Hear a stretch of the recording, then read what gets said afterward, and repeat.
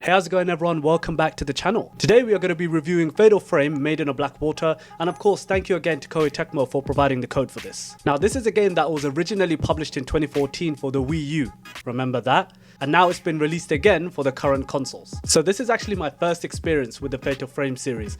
As I understand, this is actually the 5th main entry, so as you can imagine, I'm a little bit behind. So before we dive right in, and just for your clarification as well, I have played the game from beginning to end. So what is this all about? The game revolves around 3 protagonists, Yuri, Ren and Miyu, and is set in Mount Hikami. There have been some real strange happenings in the area, from corrupted spirits to an ancient ritual, let alone the Black Water. As you can imagine, the situation is a little bit above what the Mystery Inc. team can handle. Subtle.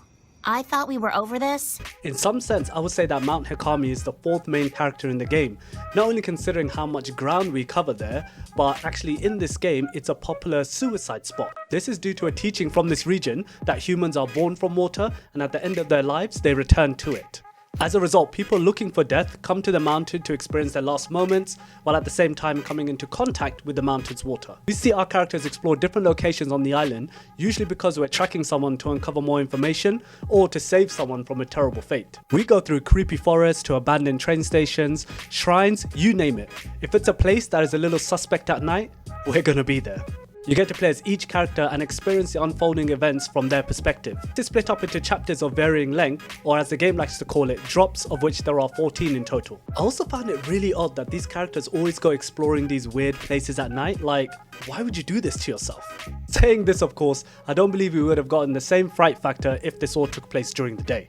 Narratively, things can become a little bit muddled if you're not paying attention, and at certain parts the pacing can become really weird. There'll be chapters that would move along swimmingly to suddenly slow down and just speed right back up again. Looking at you, Drop 6. I would kind of understand if this was prevalent through the whole playthrough, but it literally happens at random points, and this possibly is just an effect of the vision of the game and trying to flesh out 3 characters and give them all meaningful arcs as well. An aspect of the game that I feel elevates the experience is how slow the characters move, as it makes everything super tense.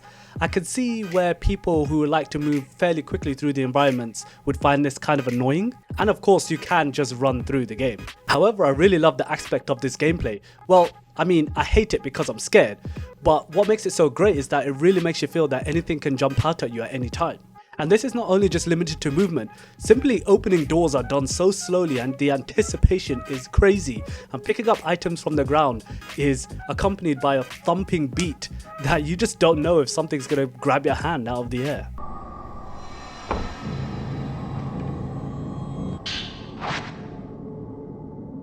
Speaking of, you know what else is on Mount Hikami?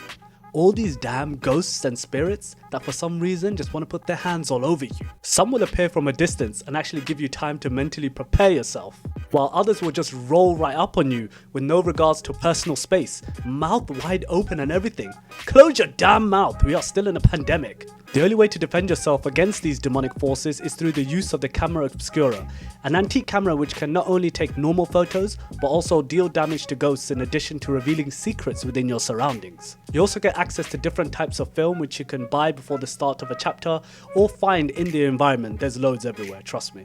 I mainly stuck to using the Type 07 film, mainly due to the fact that it was unlimited, but did swap out for better film when looking at doing higher damage. One shot that I endeavoured to use whenever I had the chance is the Fatal Frame shot. This opportunity only appears when the ghost is trying to attack you and is signified by a beeping sound from the camera obscura. With the Fatal Frame shot, you can take multiple pictures at a faster rate without the need to reload the film into the camera. In addition to this, when using the camera, you go into first person mode to allow you to produce better shots and adjust the angle of the viewfinder. As I was playing this on the PS5, this gave the ability to use the motion controls. However, as it became a little fiddly, I opted to use the sticks to control the camera's movements instead. The camera obscura can also be upgraded and customized with new lenses that have their own effects in addition to enhancements to its functionality, therefore giving you more protection as you venture around the mountain. Each character has access to different shots, such as burst attacks and the ability to slow ghosts down. Interestingly enough, the most fascinating part for me happens not when you're actually battling these ghosts and spirits, but after you take it down. Once it's taken down, there is a good 5 to 10 seconds before it completely disappears. and within this time, you can get up close and touch it, giving you a glimpse into their life before they became a vengeful spirit. It gives a lot more solidity to these spirits and provides them a bigger role in the overall game, instead of just being enemies in the background that you need to take down. I do appreciate how well the camera obscura has been implemented into so much of the gameplay, of course considering that you'll be using it so heavily. Not at any point did I feel pulling it out was a detriment to my experience. Heck, there were moments where you would get jumped by a ghost and I pulled it out just out of sheer panic and just started hitting the shot button. Take those pictures really quick.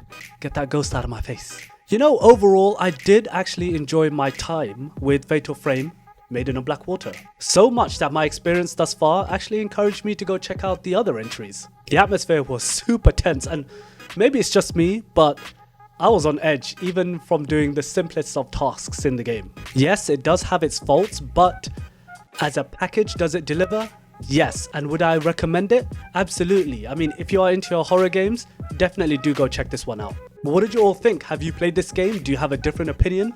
Let me know your thoughts down in the comments below. Heck, while you're here, please do click like on the video, as it does help push the video through the YouTube algorithm, and subscribe to the channel for weekly content, reactions, game reviews, etc, etc. Thank you very much everyone for checking this one out, and I will see you next time. Peace.